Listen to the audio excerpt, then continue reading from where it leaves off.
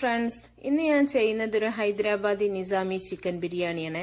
ഇത് നല്ല ഫേമസ് ആയിട്ടുള്ള നല്ലൊരു ബിരിയാണിയാണ് കേട്ടോ. അപ്പോൾ ഇത് നമ്മൾ സാധാരണ ബിരിയാണി വെക്കുന്നേക്കാളും വളരെ ഈസി ആയിട്ട് ചെയ്യാൻ പറ്റിയ നല്ല ടേസ്റ്റി ആയിട്ടുള്ള ഒരു ബിരിയാണിയാണിത്. അപ്പോൾ റെസിപ്പിയിലോട്ട് പോകുന്നതിന് മുമ്പായിട്ട് എൻ്റെ ചാനൽ നിങ്ങൾ ആദ്യമായിട്ടാണ് കാണുന്നത് എന്നുണ്ടെങ്കിൽ നിങ്ങൾ എല്ലാവരും ഒന്ന് സബ്സ്ക്രൈബ് ചെയ്യണം. അതുപോലെ നിങ്ങൾ ലൈക്ക് ചെയ്യാനും ഷെയർ ചെയ്യാനും ഒന്നും മറക്കരുത്.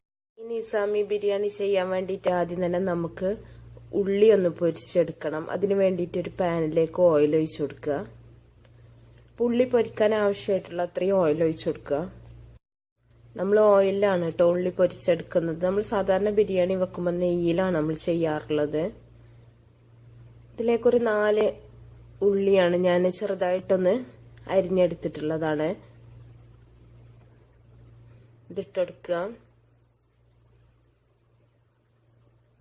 നന്നായിട്ടൊന്ന് ഗോൾഡൻ ബ്രൗൺ ആവുന്ന വരെ നന്നായിട്ടൊന്ന് വറുത്തെടുക്കുക.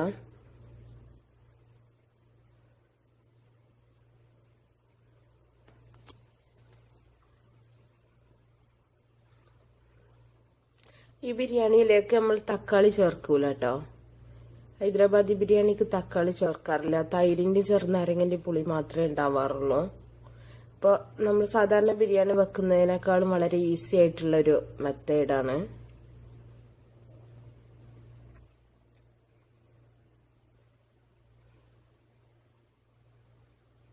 ഇത് നന്നായിട്ട് ഇളക്കി നമുക്ക് വറുത്തെടുക്കാം.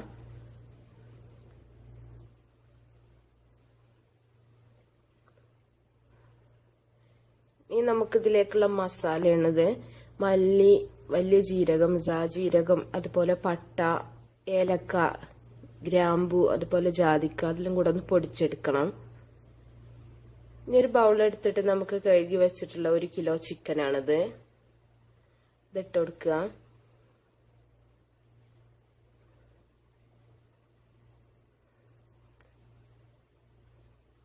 ഇനി ഇതിലേക്ക് നമുക്ക് ഉപ്പ് ചേർത്ത് കൊടുക്കാം. ആവശ്യത്തിനുള്ള ഉപ്പിട്ട് കൊടുക്കുക.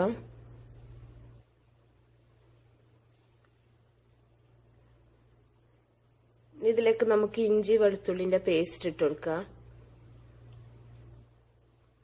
ഒരു 3 ടേബിൾ സ്പൂൺ ഇഞ്ചി വെളുത്തുള്ളി പേസ്റ്റ് ഇട്ട് കൊടുക്കുന്നുണ്ട്.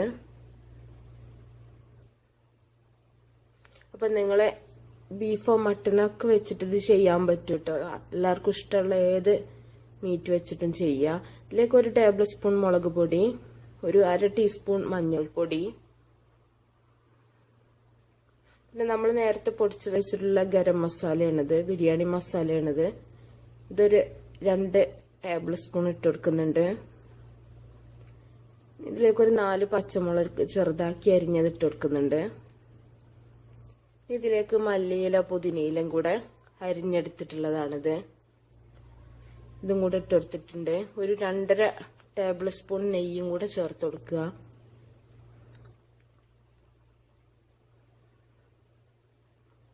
ഇതിലേക്ക് പൊരിച്ചു വെച്ചിട്ടുള്ള ഉള്ളിയും കൂടെ ഇട്ട് കൊടുത്തിട്ടുണ്ട് ഞാൻ. പിന്നെ ഒരു 4 ടേബിൾ സ്പൂൺ തൈരും കൂടെ ചേർക്കുന്നുണ്ട്. ഇനി ഇതിലേക്കൊരു ചെറുനാരങ്ങന്റെ നീരും കൂടെ പിഴിഞ്ഞൊഴിക്കുന്നുണ്ട്.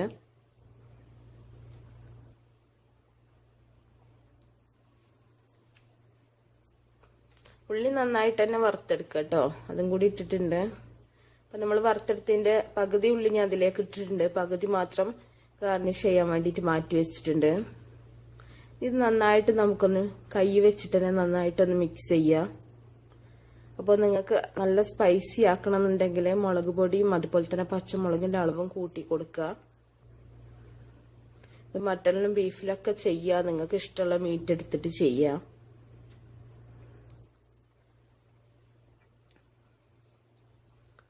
നന്നായിട്ട് തന്നെ മിക്സ് ചെയ്യാം.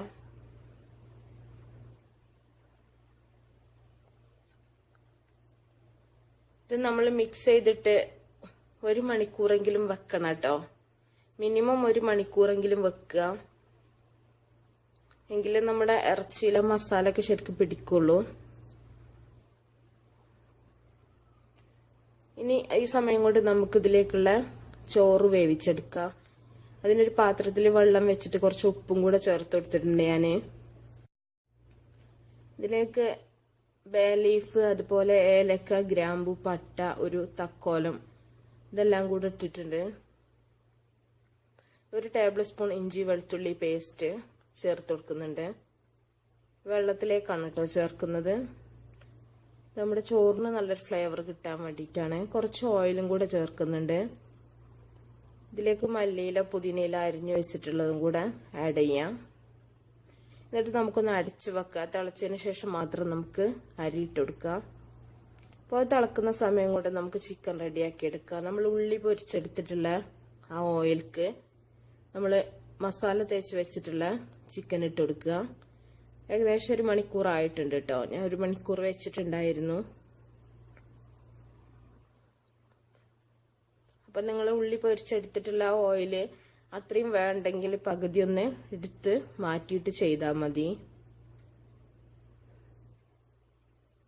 അതിലേക്ക് ചിക്കന് ഇട്ടുകൊടുക്കുക. നമ്മൾ രണ്ടും കൂടെ ഒരുമിച്ച് തന്നെ ചെയ്യുന്നത്. ചിക്കൻ ആവുന്ന സമയം കൊണ്ട് നമ്മൾ ചോറ് അതിൻ്റെ കൂടെ തന്നെ റെഡിയാക്കി എടുക്കുകയാണ്.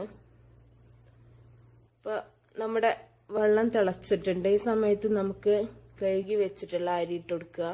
ഒരു അരമണിക്കൂർ കഴുകി കുതിർത്ത് വെച്ചിട്ടുള്ള അരിയാണ് കേട്ടോ അത്. ഞാനിവിടെ ബസ്മതി റൈസ് തന്നെയാണ് എടുത്തിട്ടുള്ളത്. അപ്പം അത് വെള്ളത്തിലേക്ക് ഇട്ട് കൊടുത്തിട്ടുണ്ട്. ഇനി ഇത് നമുക്കൊന്ന് ഇളക്കി കൊടുത്തിട്ട് അരി വേവാൻ സമ്മതിക്കുക. അപ്പം ഇതിൻ്റെ ഇടയിൽ തന്നെയാണ് നമ്മൾ ചിക്കനും കൂടെ ഇളക്കി കൊടുക്കുക.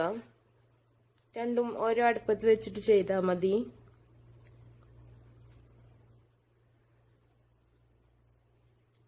ഇനി നമുക്ക് ഒന്ന് അടച്ച് വെച്ച് കൊടുക്കാം.